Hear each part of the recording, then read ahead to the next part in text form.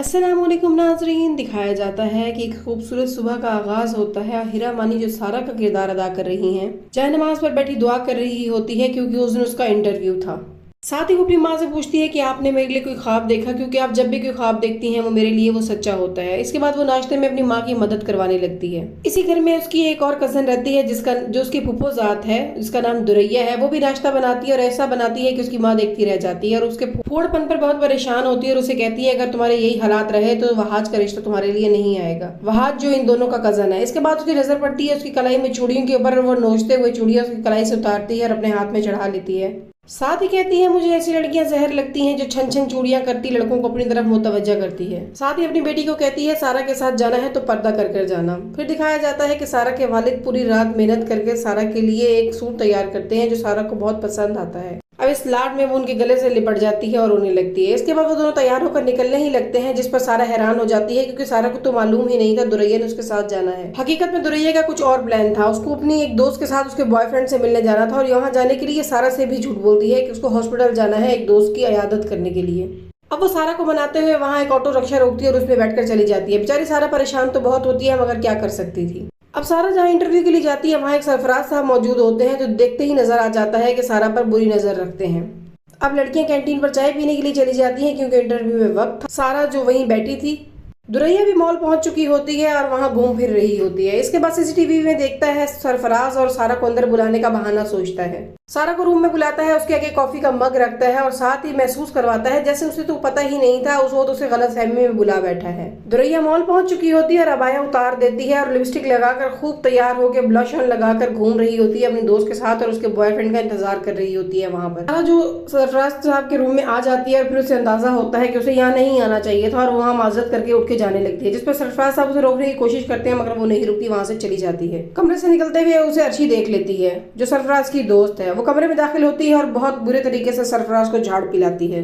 धमकी देती है कि मैं तुम पर और मजीद भरोसा नहीं कर सकती क्योंकि तुम्हारे 2 बच्चों की माँ तुम पर भरोसा नहीं करती, मैं कैसे कर दूं। और कहती है मैं उसे एक औरत को बर्दाश्त कर रही हूँ, ये काफी है। इसके बाद अगर तुमने मेरे साथ बेवफाई करने की कोशिश की तो मैं तुम्हारी जान ले लूंगी। और कॉफी का मग उठाकर गमले में डाल देती है जिसे सरफराज बैठकर देख रहा होता है। इसके बाद दिखाया जाता है कि दुरैया की माँ उसकी खाला को उसकी झूठी कहानियां सुना रही होती है कि मेरी बेटी तो बहुत ज्यादा समझदार है, घरेलू कामों में कितनी ज्यादा मेरी मदद करती है। हालांकि ये सब झूठ होता है, सिर्फ अपनी बेटी की जगह बना रही होती है ताकि वहाज का रिश्ता उसकी खाला के बेटे के साथ हो जाए। बेटी की तारीफ करते करते वो साथ सारा की बुराई भी करती रहती है जो कि उसकी फूफो को बिल्कुल अच्छा नहीं लगता। अब इसके बाद दुरैया के पास सारा की कॉल आती है कि मेरा इंटरव्यू हो गया है, तुम जल्दी से आ जाओ। वो भागती हुई अपनी दोस्त के पास जाती है और उसे कहती है कि सारा की कॉल आ गई है, हमें जाना होगा, जिस पर उसकी दोस्त को बहुत बुरा लगता है क्योंकि वो तो वहाँ बैठे रोमांस कर रहे थे और अब उनकी सारी डेट खराब हो जाती है। अब सारा की कॉल पर दुरैया भागती है, जल्दी से दोबारा जाकर अपने दोस्त को बुलाकर लाती है और अबाया पहनकर वहां से निकलने की करती है, जिस पर उसकी दोस्त उसे हिपोक्रेट, उगली और पता नहीं क्या क्या ताने देती है। अब ये बात सुनकर दुरैया को बहुत बुरा लगता है।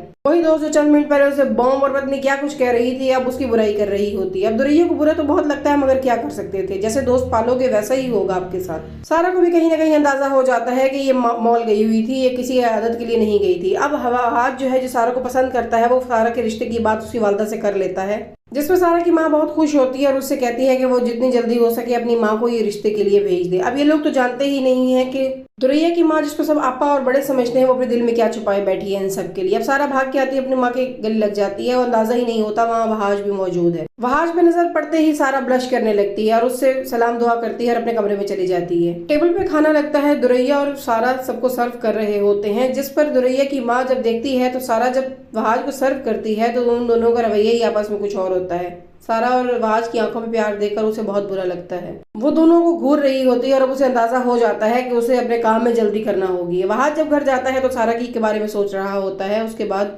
इस बारे में वो अपनी माँ से बात करता है, जिस पर वो खुश तो होती है मगर परेशान भी हो जाती है कि वो अपनी बहन को कैसे नाराज करे। अब वो वहाज से कुछ टाइम लेती है और वहां से उठकर चली जाती है।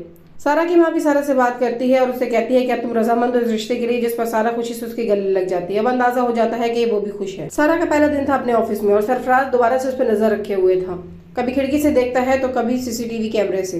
दोपहर का वक्त होता है, दुरैया की दोस्त उससे मिलने के लिए आती है और उसे बताती है कि उसकी शादी हो रही है और अब वो शाहरुख से कभी नहीं मिलेगी। अब पता नहीं इसका प्लान था या क्या। वो एकदम से दुरैया के फोन को देखती है और दुरैया के जाने के बाद फोन उठाती है और शाहरुख को कॉल करती है और उससे कुछ बात करती है, जिसके बाद शाहरुख दुरैया का नंबर सेव कर लेता है अपने पास। अब दुरैया की माँ का गुरूर खाक में मिल जाएगा। वहाज और सारा बाहर बैठे आइसक्रीम खा रहे होते हैं और घर आने में लेट हो जाती है, जिसकी वजह से उसकी फूफू तरह तरह की बातें बनाती है। इसके बाद वहाज और सारा को साथ देखकर उसे आग लग जाती है। उसे भी कुछ और नहीं सोचता तो कहती है, अच्छा पहले बता देती कि तुम भाई के साथ गई थी। सारा का जाना उसे दिन में खटक रहा था और अपनी बेटी को वो रात के वक्त वहाज के साथ उसकी दोस्त के घर भेज देती है और बड़ी खुश होती है कि मैं अब तुम लोगों का रिश्ता करने जा रही हूँ, तो तुम लोगों का एक दूसरे को जान लेना भी बहुत जरूरी है। दूसरी तरफ सारा को उसकी माँ बहुत डांटती है कि आइंदा के बाद इस तरह से लेट मत आना, मैं लोगों के सामने बातों का जवाब नहीं दे सकती। अब सारा थोड़ी परेशान जरूर हो जाती है अपनी माँ की बात सुनकर और उसे अपना यकीन भी दिलाती है, मगर क्या करे, उसे अपनी माँ की बात भी ठीक लग रही होती है और वो वहाँ बैठकर कुछ सोचने लगती है। नाज़रीन, आपको जियो टीवी का ये नया ड्रामा कैसा लग रहा है, अपनी राय कमेंट बॉक्स में जरूर दीजिएगा। वीडियो को लाइक और चैनल को सब्सक्राइब करना ना भूलें। Thank you.